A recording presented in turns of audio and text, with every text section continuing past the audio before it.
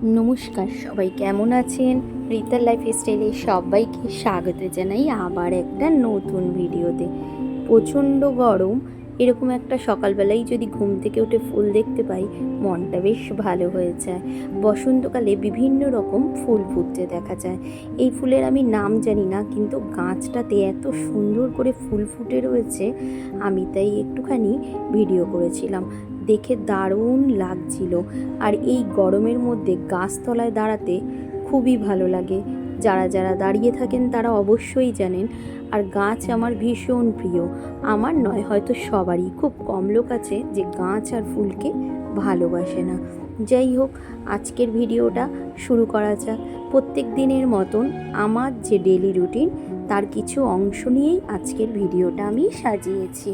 যা যা আমি প্রতিদিন করি তার কিছুটা অংশ ভিডিও করে রেখে আপনাদের সাথেই শেয়ার করি। চলুন, যেই সব বন্ধুরা আমার চ্যানেলটাকে সাবস্ক্রাইব করে রেখেছেন তাদেরকে তো আমার অনেক ভালোবাসা। আর যারা এখনও দেখা শুরু করলেন নতুন বন্ধু হিসাবে, যদি চ্যানেলটা সাবস্ক্রাইব না করেন তবে আমার চ্যানেলটাকে সাবস্ক্রাইব করে আমার পাশে থাকবেন। স্নান করে আসলাম, এত গরম পড়েছে। স্নান করে এসেই দেখছি সিঁদুর পরতে পরতেই ঘেমে গেছি। এখন যাব ছাদে ঠাকুর পুজো দিতে। আজ তো বৃহস্পতিবার, পুজো দিতে অনেক সময় লাগবে, তাই আগে বিছানা পরিষ্কার করে ঘর মুছে স্নান করে আসলাম। মানে শরীরটা না ভাল লাগছে না। পরপর দুদিন বেরিয়েছি, রাত্রে করে শুকেছি, মানে রাত্রে করে শোয়া হয়েছে তো ঘুমটা ঠিক হয়নি, সেই জন্য মানে কেরম আমার শরীরটা ম্যাচ ম্যাচ করছে। বেরোই তো রোজই, আর বেরোতে আমার ভালোই লাগে, কিন্তু অনেক রাত করে আসছি, এসে শুচ্ছি, আবার সারাদিন কাজকর্ম।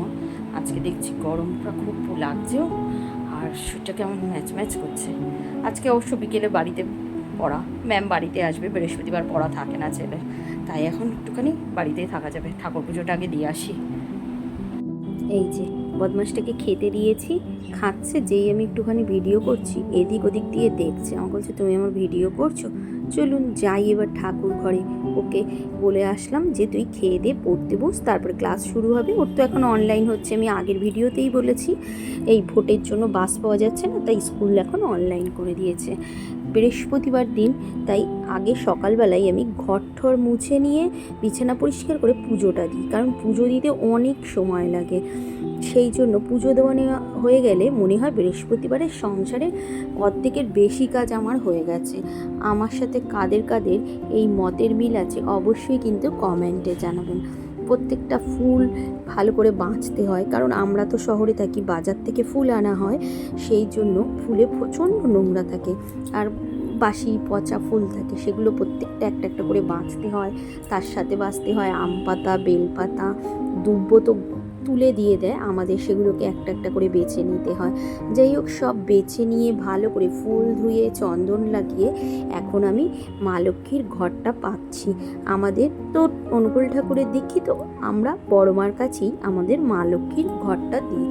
আমি যেরকমভাবে পারলাম সেরকমভাবেই সাজালাম। অবশ্যই কিন্তু কমেন্ট করে জানাবেন আমার ঘর সাজানো কেমন লাগলো।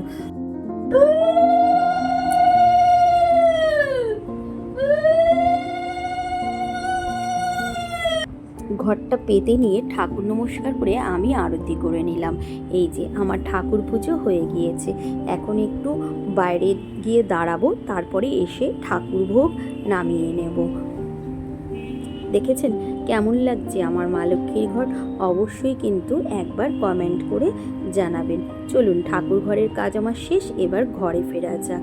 এই দেখুন, ঘরে এসে দেখছি কে এসেছে। আজকে আমার সোনা মা এসেছে। দেখেছেন, কলা খেতে বলেছি, কলা খাচ্ছিল। অনলাইন ক্লাস বন্ধ করে বোনের সাথে গল্প করছে। ভীষণ বদমাস। বোন আসবে বলে ওর খুব আনন্দ ছিল। আমার ভাই আজকের ওর বউকে, আমি তো ভিডিওতে দিয়েইছি, ওর বউ প্রেগনেন্ট, সেই জন্য ডাক্তার দেখাতে নিয়ে যাবে। তাই বললো, দিদি মেয়েটাকে একটু তোর কাছে রেখে যাব। মেয়ের আবার বৃহস্পতিবার স্কুল থাকে না, ছুটি থাকে, তাই জন্য এখন এসেছে। একটুখানি বাদেই আবার চলে যাবে। দেখুন এখন তাই ওর সাথে একটু সময় কাটাচ্ছি। ওর দুটো দাঁত নড়ছে, আমাকে তাই দেখাচ্ছে, আমি বলছে এই দেখো, আর ওই দাঁত দুটোকে জিভ দিয়ে ঠেলছে। আমি বলছি একটু দেখি তোর দাঁত দুটো, ওই যে দেখাচ্ছে আর হাসছে। আমি একটু দেখি ক্যামেরার সামনে করে দেখা, ওই দেখুন দেখাচ্ছে, ছোট ছোট তো দাঁত বোঝা যাচ্ছে না। চলুন এবার রান্না বান্না করে নিই। ও আছে, ওকে তো একটু খাবার দাবার করে দিতে হবে, কারণ ও তো ছোটো মানুষ, ও তো আবার আমাদের এই তেল ঝাল মশলা খায় না। এই যে পাবদা মাছ করেছি, এটা হলো আমরা খাবো। আর সকালবেলা বরকে তরকারি করে দিয়েছিলাম, পটল আলুর তরকারি আছে, ডাল করেছি, এই যে আমার বদমাসটার জন্য ডিমের মামলেট করেছি। ভাত বাড়তে যাব, তখনই ভাই ফোন করলো, না আমি এখন মেয়েকে তুই খাওয়াতে বসবি না, আমি মেয়েকে আনতে যাচ্ছি। কারণ ওরা যেই রিক্সা করে ডাক্তার দেখাতে গেছিলো, সেই রিক্সাতেই ও মেয়েকে নিয়ে যাবে, ওর বউকে বাড়িতে নামিয়ে দিয়ে। তাই জন্য আমাকে ফোন করে দিল, আমি তাই ওর জন্য খাবারটা রেডি করে নিলাম।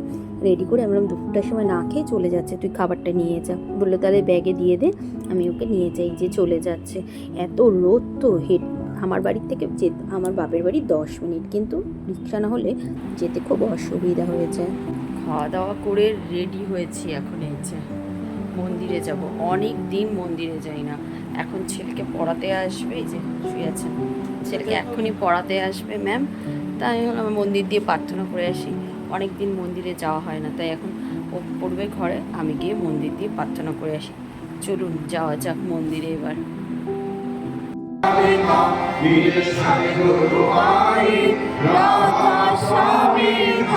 যে মন্দিরে চলে এসেছি, এখন প্রার্থনা হচ্ছে। অবশ্যই প্রার্থনার কিছুটা অংশ তো আমি আপনাদেরকে শোনালাম। আপনাদের বহুবারই আমি আমার মন্দিরের ছবি বা ভিডিও আপনাদেরকে দিয়েছি। একদমই একটা বাড়ির পরেই আমাদের এই দমদম মন্দির। তবে আজকের ভিডিওটা যদি আপনাদের দেখে ভালো লাগে, সবাই একটু লাইক কমেন্ট করবেন। আজকের ভিডিওটা এখানেই শেষ করছি, আবার দেখা হবে পরের একটা নতুন ভিডিওতে।